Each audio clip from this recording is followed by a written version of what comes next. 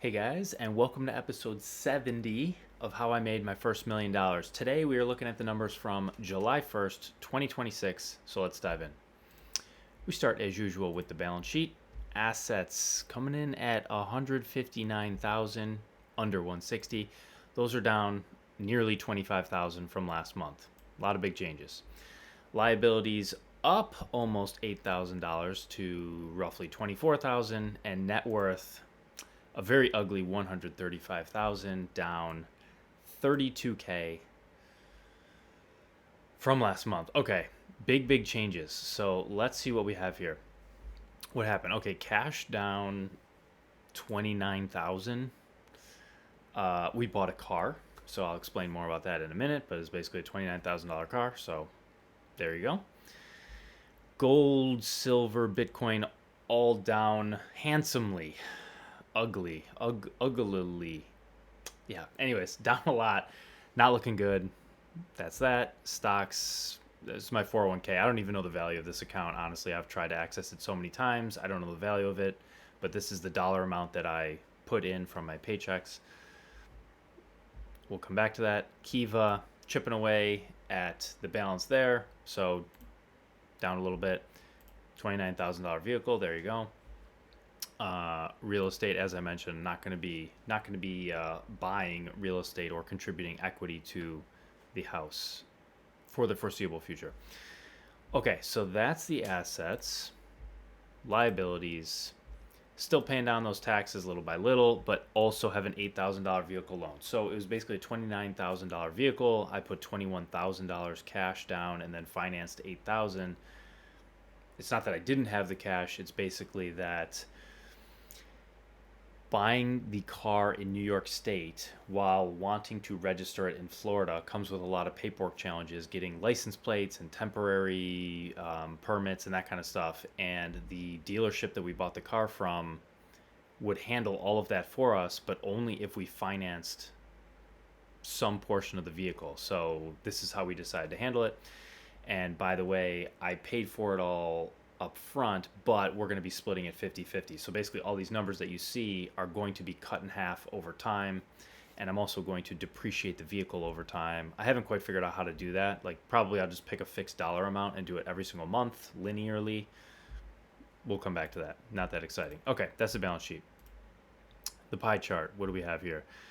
Bitcoin's still the heaviest piece. Gold and silver as a chunk are second, but the vehicle is the third largest asset in the portfolio. I really don't like that, but again, my ownership percentage is going to be half of this pretty soon over the next few months, so I guess that's okay. Cash down to 10 grand. That doesn't feel like a lot. That's basically like 1 month of buffer. You know, my run rate is something like 8,000 per month, so yeah, gonna be cutting it close. Kiva real estate stocks, still a small piece. But if I had it my way, all three of these would disappear basically. And I would just liquidate them for cash and then have a bigger run rate. So we'll see what happens. Going to the chart here, we have a new data point. Yeah, that doesn't look good. 135. So sort of dropping off a cliff there. That's a pretty steep decline. So combination of not having a paycheck anymore, spending a lot, and the three biggest assets in the portfolio all having a down month. So hopefully that turns around. But this whole upward slope is when I had a job, and this downward slope is when I didn't. So we're pretty much in for a downward slope unless we do something different. So we shall see. All right, income statement. What's going on here? So yeah, look at these revenues, $900. Okay, so basically no revenue. I no longer have a job. The only $900 here is pulling out of Kiva. Okay, fine, no big deal. Expenses, yeah, this buying a car just kind of throws everything off here. Anything else noteworthy? This can't be right, $200. I'm gonna have to look into that. There's no way I only spent $200 on food and beverage, so something's going on there. Yeah, transportation. So 21,000 on the car. Okay, otherwise it's like a normal month, I guess. Yeah. And yeah, so that's it. So we might get more from the cash flows.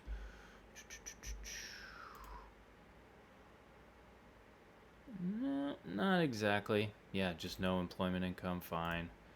Financing, yeah, okay, so that's basically it. Not much else to say about the financial statements. Okay, the updates. So, yeah, most obviously, most importantly, I guess, I am looking for the next project that I can contribute value to, a job. If you've been watching this, you know what I'm into, what I stand for, what my values are, what would excite me. So, I'm looking. I'm looking. What else do I want to say here? Relationship with body. There's one thing I want to say here, baseline week. So, after powerlifting, now that we're in summer, there's something I'm switching to. I wanted to do more athletic movements, calisthenics, rotational things because I play softball, golf, and disc golf. So there's a lot of spinning motions that are not a part of powerlifting. So for a 12-week block, I worked with ChatGPT and came up with like a made up test that I can measure myself on during baseline week, which happened 2 weeks ago, and then again after 10 weeks. And so this is what I came up with. So broad jump, that was ChatGPT's suggestion. I tried it. I got 92 inches. Okay, fine. I don't know if that's good or not. It felt fine, and I also have no idea what would be reasonable to improve upon. Run the bases, that was my idea. Originally I started with a 40-yard dash because I thought, like, man, I wonder how fast I can run a 40-yard dash. I don't know if I've ever timed it in my entire life. And as I was thinking about how I would implement that, I didn't want to get a stopwatch and carry it, and I couldn't rely on like having somebody around me every time I wanted to try it. So I thought, what's a sustainable way of doing it? Well, it'd be really nice if I could run somewhere and end up where I started. That way I don't have to carry anything. And so I thought, oh, I'll just run the bases. So if you run the bases of a softball diamond, which is what I play, that's basically an 80-yard dash, but it's a circle, so it's, I don't know, maybe 85 yards, I'm not sure. And honestly, I got 12.8 seconds. That is way faster than I thought I was going to be. If I was around 15 seconds, I was going to be happy as a starting point and then try to get it down to something like 12.8, but I'm already there, so that's way faster than I thought I was going to be. I guess if I could get it to 12 seconds, that would be amazing. Pull-ups. This was a shared suggestion, me and ChatGPT. One set, maximum pull-ups, strict form, dead hang, no bouncing at the bottom, no kipping, no bending your chin high so that you don't have to pull as far. No, neutral chin, so you got to pull extra. So I got a set of 10 very clean, very strict pull-ups. It would be awesome to hit 15, in 10 weeks. Push-ups, one set, maximum in 2 minutes. And these are hand-release push-ups. So this was from GoRuck. If you're familiar with the company GoRuck, goruck.com. They have a basic, BFF, basic functional fitness test, I believe. And this is one of the pieces of it. Basically, you get 2 minutes to do hand-release push-ups, and so a hand-release push-up is when you go down and lower your chest to the ground, you actually release your hands off the ground. So you pick them up off the ground, and that's one rep. So full lockout at the top, and then when you lower yourself, you actually lift your hands off the ground. So they're way harder. Some push-ups are like, lower your elbow to 90 degrees or whatever. Lower your chest so that it's within a fist of the ground. The only good way, I guess, in my mind and in GoRuck's mind is just lower your chest to the ground and make sure your hands come off the ground and do as many as you can in 2 minutes. They're the hardest version of push-ups that is still like a regular push-up. And I got 50, but I've done this before months ago, and I think I got maybe 60, maybe 55, something like that. It was definitely more than 50. So I just had a bad strategy this time around. I should be able to improve that a lot. Anyways, next one is a suitcase carry. This also comes from GoRuck. You wear a 30-pound rucksack, like a backpack, and then you carry a 40-pound sandbag in one hand. So if you're familiar with farmer's carries or a farmer's walk, you basically hold two equal weights, one in each hand. That way you're automatically balanced, and you just walk.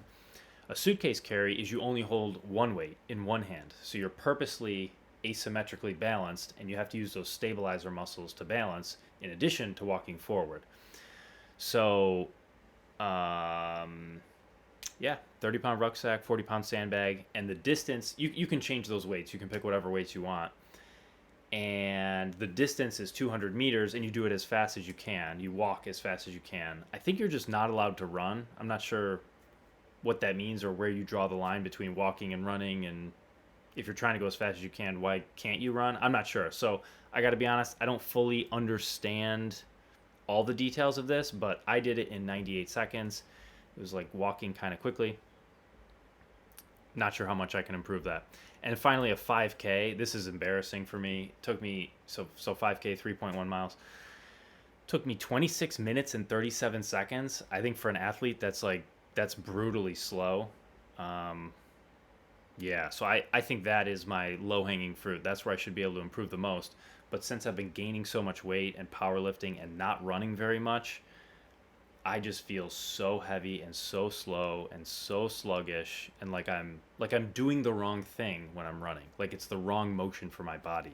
It's a very foreign feeling, and I don't like it. I want to fix it. I want running to feel natural again. So, anyways, that's that. So, a long explanation there, but the body is extremely important. I think about it all the time. If you're not using your body, what are you doing?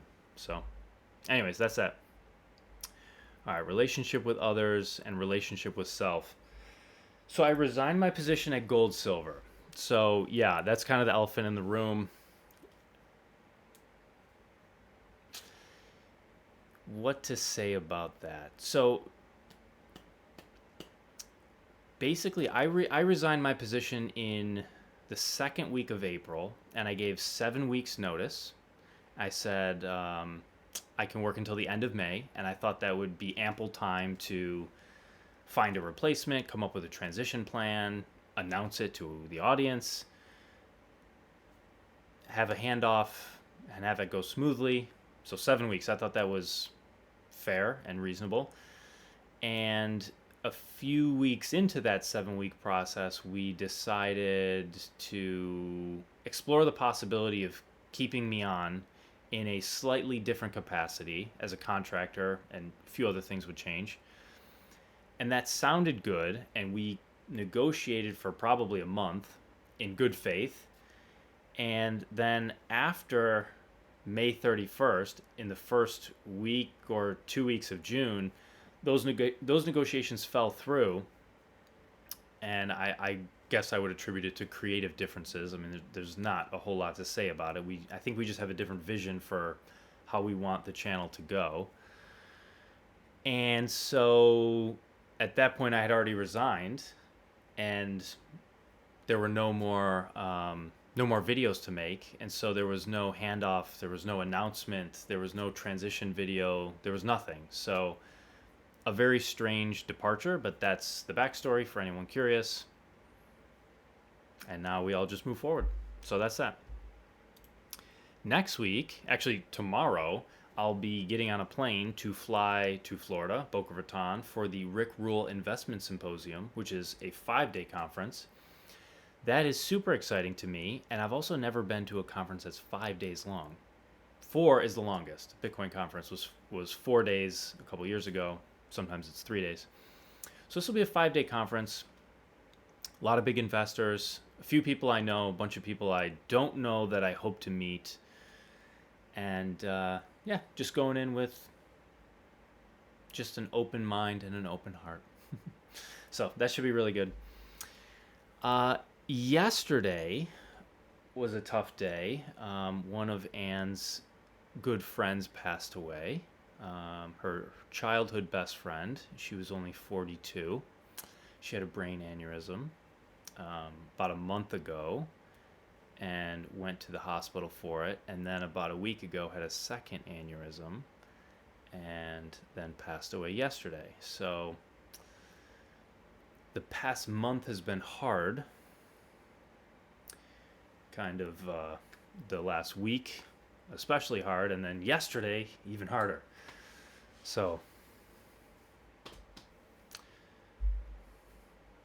just part of life, I guess.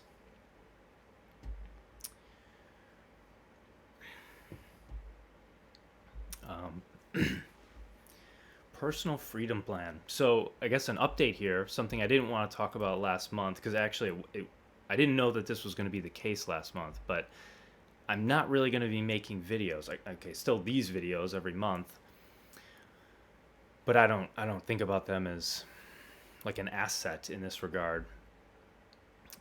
So yeah, the videos were going to be short term, essays medium term, and then books long term. But that short term piece is no longer there. So perhaps I'll replace it in some way, but in the short term, I do not have plans to do that. So it's just an update. It's something that I'm thinking about and wanted to share it with you guys. And finally, how am I thinking? How am I feeling? And what else am I doing? So staying healthy is the number one goal.